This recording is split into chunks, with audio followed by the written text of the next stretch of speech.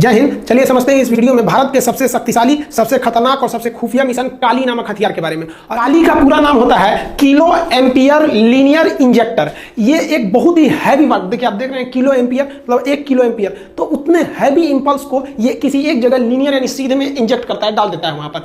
काली की सबसे बड़ी खराबी क्या है, इसका साइज बहुत बड़ा है। बहुत बड़ा साइज होने की वजह से इसको हम आसानी से एक जगह से दूसरे जगह पर नहीं ले जा सकते, तो इसको किसी बड़े जहाज में या फिर पानी वाले शिप पर सेट कर दिया जाता है। काली के कई वेरिएंट हैं। अभी काली 1000 सबसे खतरनाक है। काली का विचार 1985 में भाभा एटॉमिक रिसर्च सेंटर से आया था।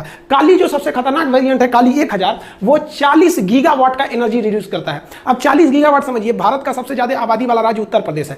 इसको बिजली लेकिन इतने कम समय के लिए भी अगर देता है तो उतना तगड़ा झटका किसी को लग जाएगा तो बर्दाश्त थोड़ी कर पाएगा। आसमान से जो बिजली गिरती है वो लगभग 1000 एम्पियर की होती है। आइए उसका बाप है, देख रहे हैं 40 गीगावाट बिजली का झटका लगेगा एक बार में, तो कोई भी चीज तहस नहस हो जाएगी। काली को इंडिया कहता है कि ये कोई हथियार ही नहीं है, ये एक इंस्ट्रूमेंट है, हम इसे अपनी सुरक्षा के लिए यूज करेंगे। लेकिन अगर इससे किसी दुश्मन के विमान या किसी दुश्मन के सैटेलाइट मिसाइल पर हमला करेंगे तो उसका जितना भी इलेक्ट्रॉनिक सिस्टम है सब ध्वस्त हो जाएगा, विमान अपना रास्ता भटक जाएगा, मिसाइल रास्ता भटक जाएगी, सैटेलाइट को बर्बाद कर सकते हैं। तो इसको हथियार के रूप में यूज करेंगे तो ये काफी खतरनाक है। इसका प्रयोग किया गया ऑपरेशन व्हाइट वॉश में। समझते हैं क्या है ये ऑपरेशन व्हाइट वॉश। सीधा जो हमला होगा वो काली से ही होगा, लेकिन काली हथियार को हम हवाई जहाज में भरेंगे। हवाई जहाज को चुना गया IL-76। इस IL-76 को हम लोग ने कटक में लाए, कटक में ले आकर इसमें लोड किया गया काली नामक हथियार को। अब इस काली को यहाँ हथियार को तो लोड कर दिया गया, जानबूझ के कटक में लोड किया गया कि किसी का ध्यान ना जाए कि हमको ऑपरेशन उधर करना है, ताकि ध्यान उधर से इधर भटकाया जा सके। और काली को यहाँ पे लोड करने के बाद इसे सहारनपुर एयरबेस पर हम लोगों ने पहुंचा दिया और इसकी सुरक्षा में सैनिकों को तैनात कर दिया। किसी को यह नहीं पता था कि इसके अंदर है क्या, इस विमान के अंदर। लेकिन सबसे बड़ी जो समस्या नहीं थी कि इस विमान के अंदर स्थित काली को बिजली कहां से दिया जाए। उतना हैवी बिजली नहीं दे पा सकते थे,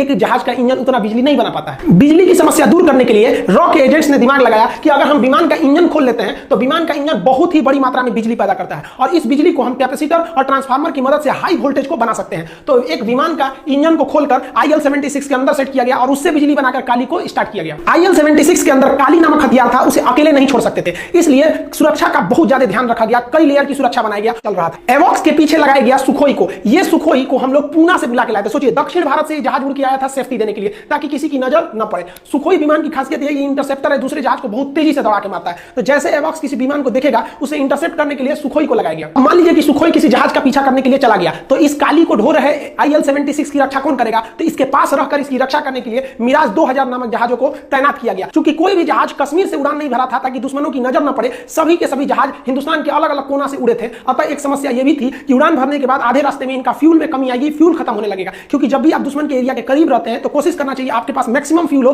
ताकि आप किसी भी विषम परिस्थिति में भाग के आ सके। फ्यूल को दिक्कत को दूर करने के लिए मिड एयर रिफ्यूलिंग के लिए एक व्यवस्था किया गया। IL-76 विमान का एक एयर रिफ्यूलर विमान है। इस विमान से हवा में ही कश्मीर में घुसने से पहले ही सारे जहाजों में फ्यूल को पूरी तरह से भरकर जहाजों को रेडी कर लिया गया। इस प्रकार सबसे आगे चल रहा था एवॉक्स। एवॉक्स के पीछे था आपका IL-70। देखिए दोनों विमान IL-70 है, ये एवॉक्स में ज्यादा जम जाता है। इन जहाजों के कैप्टन में किसी को नहीं पता था कि हमें हमला कहां करना है, केवल पता था कि IL-76 के पायलट को और उसके अंदर ऑपरेट कर रहे काली को।